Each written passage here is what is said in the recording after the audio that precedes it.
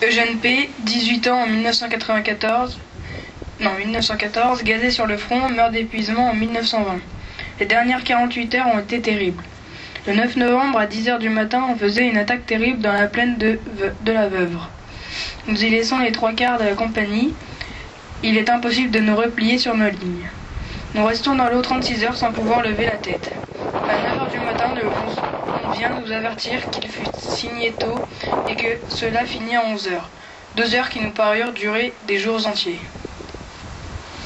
Chloé. On ne savait pas comment cela se passerait, si ceux d'en face seraient avertis à temps, si les canons et les mitrailleuses cesseraient leur tir en temps utile, car pour le moment leur ardeur ne semblait pas diminuer. Les balles giclaient toujours rageusement sur le parapet des tranchées. Les gros obus, dans leurs explosions formidables, creusaient des cratères. Encore à 10h50, plusieurs maisons du village s'écroulaient sous une salve d'obus de 150 mm. Les montres ont été réglées. Avec fièvre, dans les PC des bataillons, on suit le mouvement des aiguilles comme quand il s'agissait de partir à leur hache. Pour les clairons qui allaient sortir de leur abri, c'était un peu comme cela. À 10h57, une mitrailleuse ennemie égrenait encore ses balles à toute vitesse. Louis. Peu avant 11 heures, le combat diminue visiblement d'intensité. Par moments, il s'arrête déjà entièrement pour quelques secondes. La guerre râle et respire difficilement. Puis, des crépitements au ton grêle éclatent à nouveau. 2 avions se suivent. Le petit Spad monoplace pique vers ses lignes en décrivant une courbe rapide. Le Fokker se cabre, monte presque verticalement, se retourne sur la queue, repart vers l'arrière, puis disparaît. Tout à coup, c'est un silence de mort. Sophie. Colonel Grasset. 11 heures. Au péril de leur vie, tous les clarons ont bondi sur les parapets et une première sonnerie, comme hésitante et un peu étranglée, se fait entendre. Cessez le feu! Les notes traînantes se répercutent à l'infini comme portées par des échos, et maintenant les clairons allemands les répètent. Puis c'est la sonnerie. Levez-vous! Tout le monde s'est levé, a gravi les parapets et se tient debout face à l'ennemi. Alors entend-il un garde à vous, puis un éclatant au drapeau. Une minute s'écoule dans un silence impressionnant, une minute au cours de laquelle on sent les gorges serrées. Les Allemands sont debout, eux aussi, et pour la première fois depuis 4 ans, les deux lignes se font face sans vouloir s'exterminer. Tout à coup, de nos tranchées, la Marseillaise jaillit, hurlée avec fureur par un millier de poitrines. Ceux qui ne la hurlaient pas à s'étourdir pleuraient comme des enfants. Les Allemands se sont levés, eux aussi, et plusieurs groupes de la garde prussienne chantent la Marseillaise, hymne de la liberté, en criant, en agitant leurs casques au bout de leurs fusils. Tiffany. Nous vivions. Tout le passé de la guerre remontait obscurément en nous. Nous avions à peine la force de parler. Être sûr de vivre. Avoir vu cette minute de la victoire, quelle grande chose. Alors un de nous murmure. Oh, si ce pauvre Millet était là. C'est un de nos camarades tués près de nous au Kemmel. C'était un ami. Des pauvres Millets sur toute la ligne de front, il en a eu des milliers et des milliers, à qui les survivants pensèrent tout de suite dans cette joie du 11 novembre. Oh, s'ils avaient été là.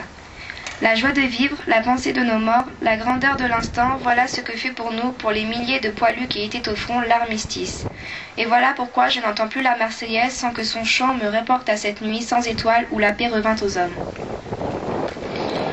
Candice. Le maréchal de France, commandant en chef des armées alliées, Ferdinand Foch. Officiers, sous-officiers, soldats des armées. Après avoir résolument arrêté l'ennemi, vous l'avez pendant des mois, avec une foi et une énergie inlassables, attaqué sans répit. Vous avez gagné la plus grande bataille de l'histoire et sauvé la cause la plus sacrée, la liberté du monde. Soyez fiers. D'une gloire immortelle, vous avez paré vos drapeaux. La postérité vous garde sa reconnaissance. Canelia. 16h, Palais Bourbon, Georges Clemenceau, président du Conseil.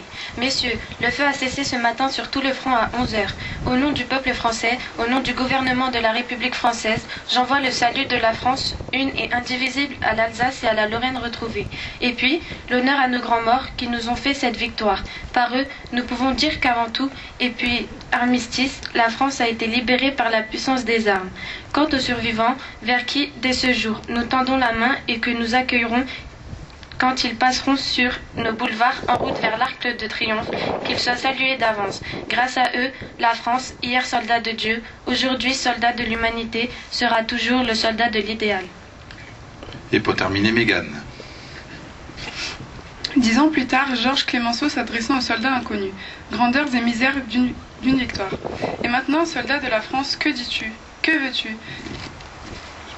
Toi, à jamais silencieux sous la dalle funèbre, c'est toi que je prétends interroger. Toi qui n'attends pas même le bruit d'un nom. Tu n'as pas d'histoire, et c'est le plus beau de ton aventure, puisque sans grade, sans honneur, sans insigne, tu as couru au sacrifice sans parole pour maintenir notre France sous sa haute armature. En ce désarroi d'âme troublée d'impuissance, à l'appel du soldat inconnu de ce jour, je voudrais échanger quelques signes de confiance avec le soldat inconnu de demain et de toujours, légateur universel de toutes les expériences triomphantes et frustrées. Qu'est-ce donc que nous pouvons attendre pour notre patrie de ton verdict muet? Qu'attendra-t-il de nous en ce tumulte de pays dont personne ne peut prévoir le développement de force dans la durée? Il y a des peuples qui finissent. La conscience de nos actes veut des attributions de responsabilité. La France sera ce que les Français auront mérité. Merci à vous. Je vais vous demander maintenant de regagner votre place là-bas. Merci aux